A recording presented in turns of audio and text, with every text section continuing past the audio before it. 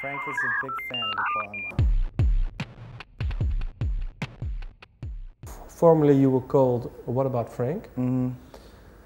I have to ask, maybe, I don't know, I think you have had this question many times, but yeah. Just tell me, who's Frank?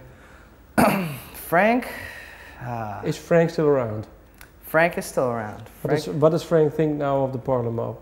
Frank is a big fan of the Parlor Mob. Still a friend of ours. Still a great friend of ours.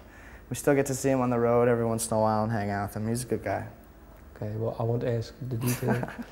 Can you explain in one line who Frank is?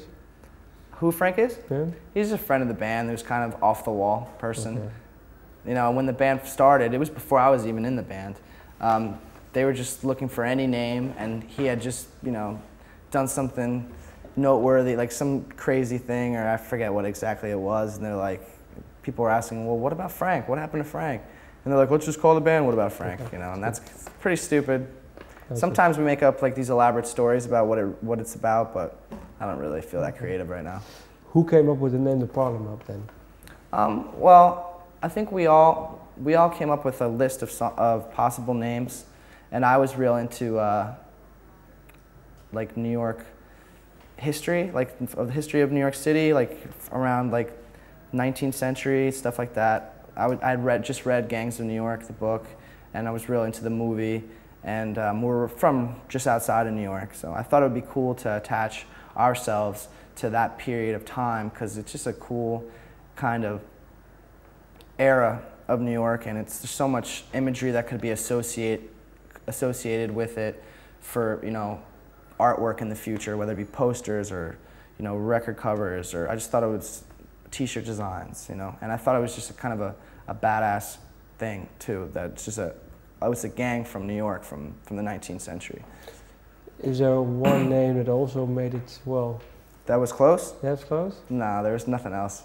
There was some other like possible gang names on that list, but I don't remember what they were, and none of them were as cool as the Parlor Mob. That's good. Yeah, there's one thing that I found pretty interesting is that, well, the producer, I don't know how to pronounce his name, but Jacquire King? Jacquire King, yeah. Jacquire King. He contacted you, and you didn't contact him, but he contacted you that he wanted to produce your album. Yeah, how it happened is really kind of funny. I mean, 2009 or 2007, or whatever it was.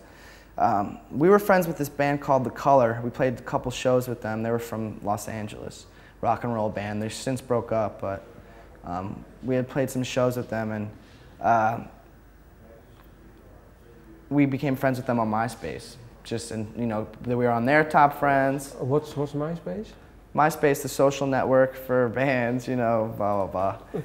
And he was one of their top friends, and we knew that he was a producer, and we knew that he produced their record, so we friend requested him. And he sent us an email and was like, oh, you know, I listened to your guys' stuff, you know, are you guys recording anytime soon, blah, blah, blah, blah, blah.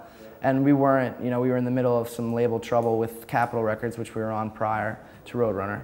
And so we were like, no, we're not, you know, we're not looking for producer right now or anything. We're not recording anything right now, but, you know, we'll definitely keep you in mind when it comes to that point. And then, sure enough, like a year later, it came to that point, and I guess they have agents that go out and look for producers to possibly, you know, be involved with, you know, producing the band, and he was one of them, and we went down and met with him, and that's kind of how it happened. But initially, yeah, he did contact us about producing. What did he bring to the album, to the music? Can you say? It's hard to say, like, everything that he brought to it. He really pushed us to do the best work and to write our best songs. He helped us with some of the arrangements, trimming some of the fat, because, you know, we tend to be very long-winded. We like to play long songs. A lot of our songs are long. Can you pick one song to say, well, he reduced it by 1 minute or so, I don't know? Yeah, Hard Times, for instance. We had a totally different intro for Hard Times. Like, there was like another like 10 seconds, 15 seconds of like kind of noodling guitar, and then it kicked into what starts off the song on the record. And he just found a way to kind of, you know, if you do this there and do that there, and kind of like just moved it around a little bit, and it just was a lot more powerful, you know. That's just, I think, what's really important and great in producers is like a an objective person that isn't so involved with the music, that can kind of be an outside ear and listen and be like, this is great, but maybe if you did this, it would be a little bit more concise and a little bit more powerful.